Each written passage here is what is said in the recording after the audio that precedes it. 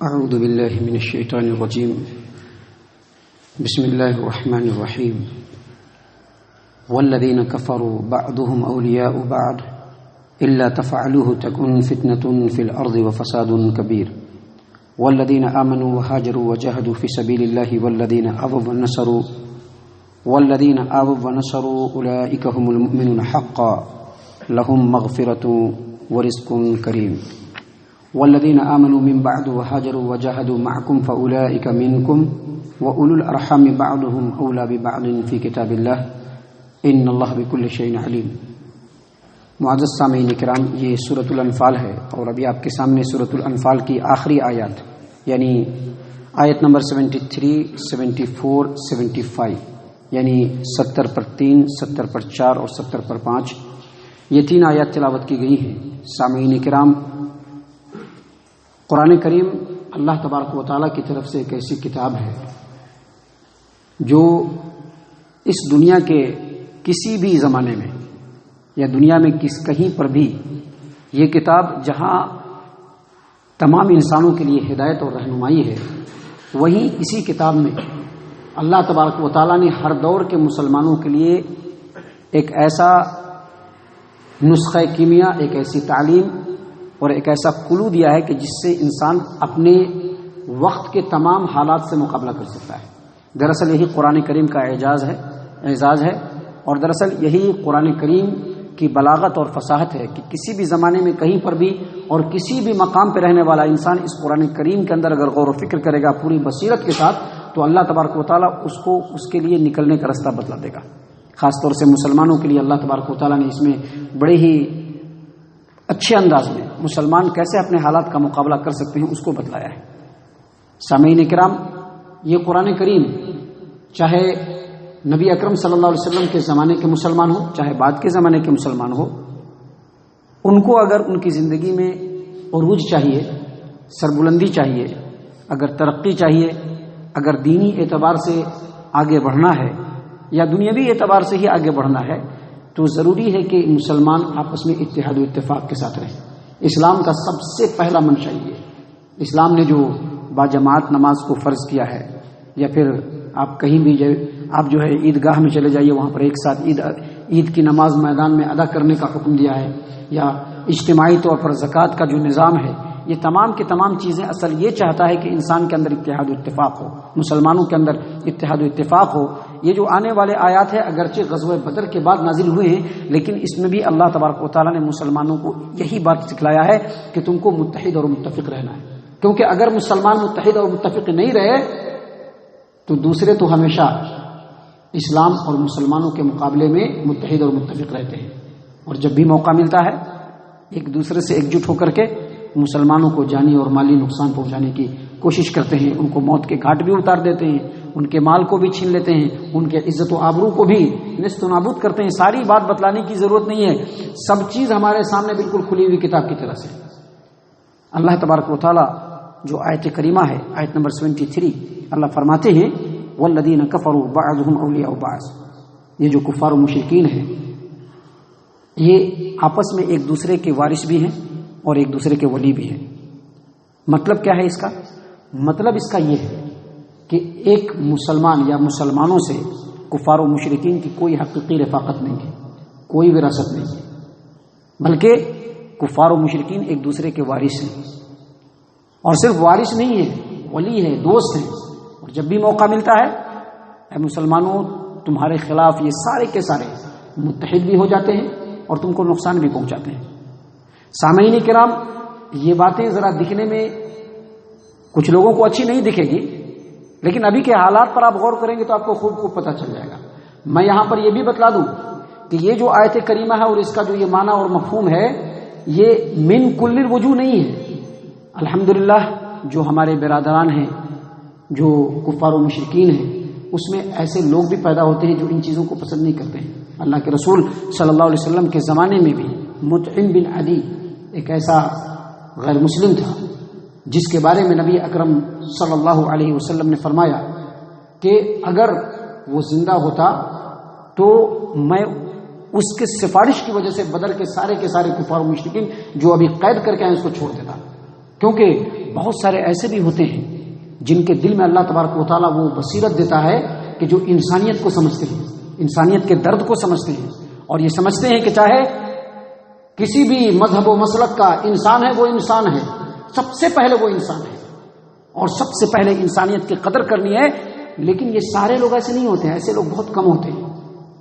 زیادہ تر ایسے لوگ ہوتے ہیں جن کے دلوں کے اندر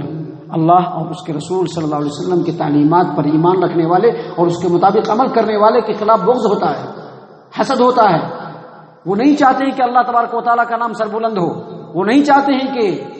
اسلام اور مسلمانوں کو سربلندی ملے، لہذا وہ ہر دور میں سازش کرتے رہتے ہیں۔ آپ اپنے ملک کے حالات کو دیکھ سکتے ہیں، جگہ بجگہ صرف اسلام اور مسلمان کے نام پر ویرانے میں ایک مسلمان کو پکڑتے ہیں اور پکڑ کر کے ایک جٹ ہو کر کے اس کو بری طریقے سے مارا جاتا ہے، مار کر کے اس کو موت کے گھاٹ اتار دیا جاتا ہے۔ کیوں؟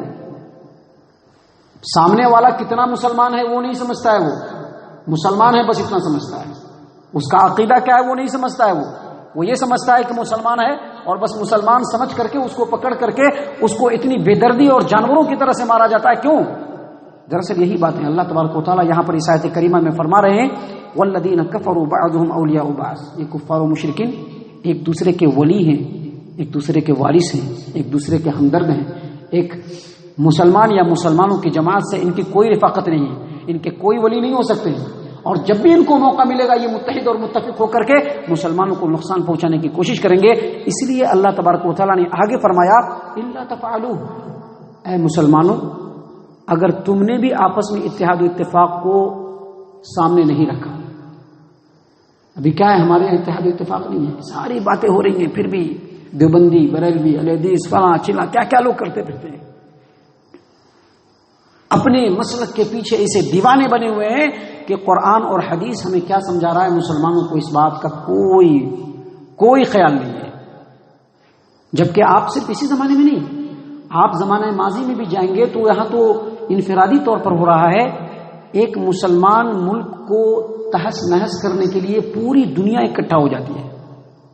آپ کو بہت دور جانے کی ضرورت نہیں ہے، آپ نے تاریخ اگر نہیں پڑھا ہے تو پڑھ لیجئے۔ فلسطین پر آج سے کئی دہائیوں سے اس قدر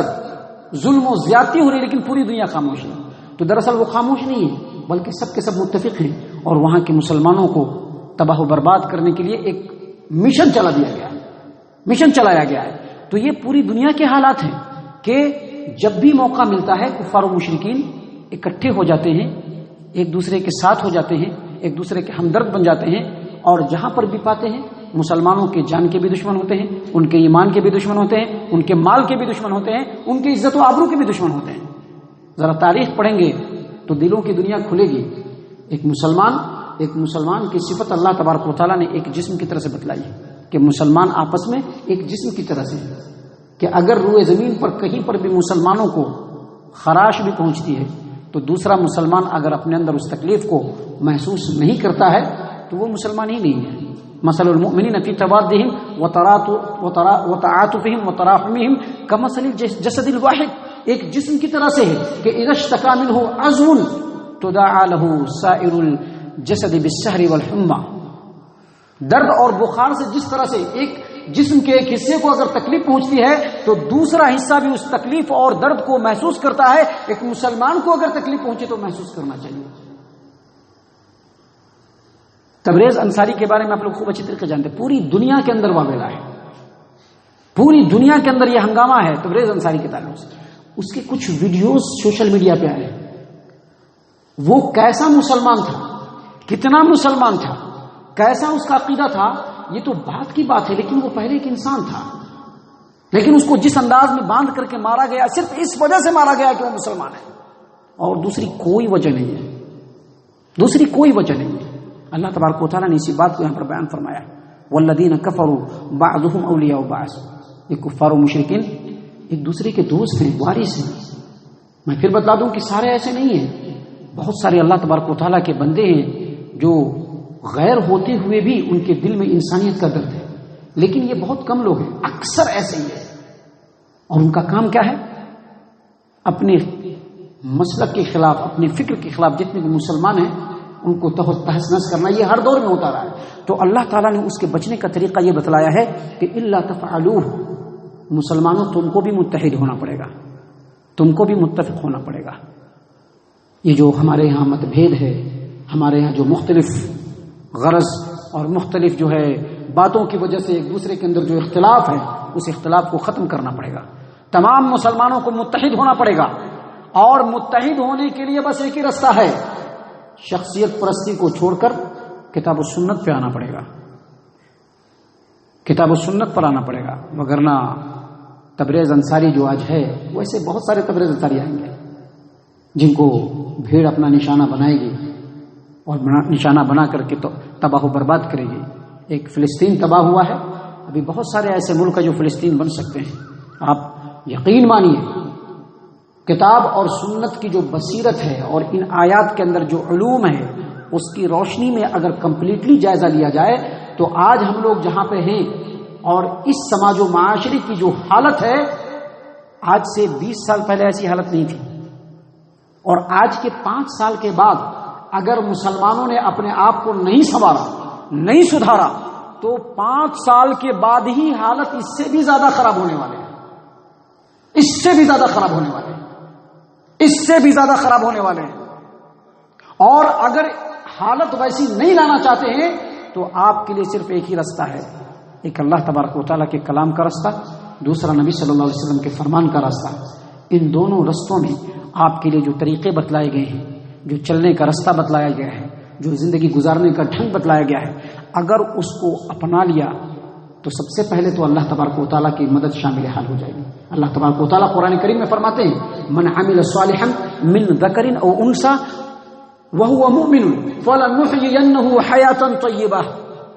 جو آدمی نیک عمل کرتا ہے، چاہے وہ مرد ہو یا عورت، اور ایمان والا ہو کر کے وہ نیک عمل کرتا ہے، تو اللہ تعالیٰ اس کو پاکیزہ زندگی دیتا ہے۔ پاکیزہ زندگی کیا مطلب یہ کہ اس کے زندگی کے ہر خطے میں اللہ تبارک و تعالیٰ کی ایسی نگرانی ہوتی ہے کہ چاہے وہ سماجی اعتبار سے ہو، چاہے وہ معاشی اعتبار سے ہو، چاہے وہ کسی بھی اعتبار سے ہو، اللہ تعالیٰ اس کو ہمیشہ سر بلند رکھتا ہے۔ کبھی بھی غیروں کا تختہ مشق اللہ تبارک و تعالیٰ اس کو نہیں بناتا ہے۔ تو سب سے پہلے کتاب و سنت پر آنا پڑے گا اور اللہ تبارک و تعالیٰ سے عافیت مانگنی پڑے گی۔ ایسا کریں گے تو اتحاد و اتفاق آئے گا، اگر ایسا نہیں کریں گے اتحاد و اتفاق نہیں آئے گا۔ اس کے بدلے میں کیا ہوگا سنیے، اللہ تبارک و تعالیٰ مزید آگے فرما رہے ہیں، الا تفعلوا، اگر تم نے ایسا نہیں کیا، تکن فتنۃ فی الارض وفساد کبیر، تو زمین میں بڑا فتنہ پیدا ہو جائے گا، مار کاٹ، جنگ جدال، ادھر ادھر۔ آپ دیکھیے، اب پورے سال کا آپ جائزہ لیجئے، صرف 2018 کا جائزہ لیجئے، کتنے سارے ممالک میں کتنا سارے انسانوں کا خون بے قصور اور بے مطلب میں بہا ہے۔ آپ پچھلے سال کا ہی جائزہ لے لیجئے، تکن فتنۃ فی الارض، زمین میں زبردست فتنہ پیدا ہو جائے گا، وہ فساد کبیر، اور فساد پھیل جائے گا، کیونکہ یہ پوری دنیا اللہ تبارک و تعالیٰ کی ہے، اور اللہ تبارک و تعالیٰ نے اس دنیا کی خلافت مسلمانوں کے ہاتھ میں دی ہے۔ مسلمانوں کو متحد ہونا ہوگا، اور متحد ہونے کے لیے یہی کتاب و سنت ہے۔ اگر متحد نہیں ہوئے فساد پھیلے گا۔ محترم سامعین اکرام، اگلی آیات میں اللہ تبارک و تعالیٰ نے مہاجرین اور انصار کی جو ہے فضیلت بیان کی اور فرمایا، والذین آمنوا وہاجروا وجاہدوا فی سبیل اللہ والذین آووا ونصروا اولئک هم المؤمنون حقا لهم مغفرۃ ورزق کریم، اور وہ لوگ جو ایمان لائے اور جنہوں نے ہجرت کی اور اللہ کے راستے میں جہاد کیا، اور وہ لوگ جنہوں نے ان مہاجرین کو پناہ دیا اور ان کی مدد کی، اولئک هم المؤمنون حقا، یہی لوگ سچے مومن ہیں اور ان کے لیے مغفرت ہے اور عزت کی روزی ہے۔ مطلب یہ کہ مہاجرین اور انصار جو اول مرحلے میں مکہ سے مدینہ ہجرت کیے، اور مدینے کے اندر جن انصار نے ان کو ہاتھوں ہاتھ لیا، ان کی بھرپور تعاون کی، دراصل یہی لوگ حقیقی مومن، مطلب یہ کہ افضل مومن ہیں، کیونکہ ان کے بعد جتنے لوگ بھی ایمان لائے، جتنے لوگ بھی ہجرت کیے، جتنے لوگ بھی اللہ کے راستے میں جہاد کیا، جب یہ لوگ ایمان لائے تو اس وقت حالات تو خراب نہیں تھے، البتہ فائدہ زیادہ تھا۔ جب اسلام کو سربلندی ملی تو جو بھی ایمان لائے ان کو بہت فائدہ ہوا، مالی اعتبار سے بھی، معاشی اعتبار سے بھی، اور دوسرے اعتبار سے بھی بہت زیادہ فائدہ ہوا۔ تو اس زمانے میں یہ لوگ اپنے جان و مال اور ہر چیز کو قربان کر کے اسلام کو سربلند کیا، اور انصار مدینہ نے بھی مہاجرین کو ہاتھوں ہاتھ لیا اور ان کی بھرپور تائید اور تعاون کیا۔ تو اللہ تبارک و تعالیٰ نے کہا کہ ایمان میں یہ بعد والے ایمان والوں سے زیادہ بہتر ہیں، اسلام میں یہ بعد والے مسلمانوں سے زیادہ بہتر ہے اور ہر اعتبار سے برتر ہے۔ اس کے بعد جو آخری آیت کریمہ ہے اس میں اللہ تبارک و تعالیٰ نے مزید تفصیل کی۔ تفصیل یہ کہ اللہ تبارک و تعالیٰ فرماتے ہیں کہ والذین آمنوا من بعد وہاجروا وجاہدوا منکم فاولئک منکم، یعنی اگرچہ جو سابقین اولین جو مہاجرین اور انصار ہیں، اگرچہ ان کا رتبہ اور مرتبہ بہت زیادہ ہے اور ان کے ایمان کے اور ان کے اسلام میں کوئی ان کا مقابل نہیں ہو سکتا ہے، لیکن اس کے باوجود جو لوگ بعد میں بھی ایمان لائیں اور بعد میں بھی ہجرت کریں اور اللہ کے دین کو سربلند کرنے کے لیے جہاد کریں، اللہ فرماتے ہیں کہ اے مسلمانوں وہ بھی تمہیں میں سے ہیں۔ یعنی قانون کسی کے لیے الگ نہیں ہوگا، یہ نہیں کہ جو مہاجرین پہلے ہجرت کر گئے یا جو مہاجرین پہلے اسلام لے آئے یا جو انصار جو ہے وہ پہلے اسلام لائے تو ان کا مقام و مرتبہ بڑا ہونے کی وجہ سے ان کو خاص ملے گا، وہ نہیں۔ جتنا حق ان مسلمانوں کا ہے اتنا ہی حق ان مسلمانوں کا بھی اسلام کے اندر ہے، لیکن درجے کے اعتبار سے وہ بڑے ہیں۔ اور اس کے بعد اللہ تبارک و تعالیٰ مزید فرماتے ہیں وَأُولُو الْأَرْحَامِ بَعْضُهُمْ أَوْلَىٰ بِبَعْضٍ فِي كِتَابِ اللَّهِ إِنَّ اللَّهَ بِكُلِّ شَيْءٍ عَلِيمٌ۔ اور اصل میں جو خونی رشتہ دار ہیں وہ وراثت کے اعتبار سے زیادہ اہم ہیں اللہ تبارک و تعالیٰ کی کتاب میں اور اللہ تبارک و تعالیٰ کے فیصلے میں، اور بے شک اللہ تبارک و تعالیٰ ہر چیز جاننے والا ہے۔ اس آیت کریمہ کے ٹکڑے کا مطلب کیا ہے؟ آپ کو معلوم ہوگا کہ جب نبی صلی اللہ علیہ وسلم ہجرت کر کے مکہ سے مدینہ آئے اور آپ کے ساتھ جو دوسرے مسلمان ہجرت کر کے آئے تو اللہ تبارک و تعالیٰ کے رسول صلی اللہ علیہ وسلم نے انصار میں اور مہاجرین میں بھائی چارہ قائم کر دیا، اور یہ بھائی چارہ ایسا تھا کہ جائیداد اور آستی میں بھی وراثت ہوتی تھی،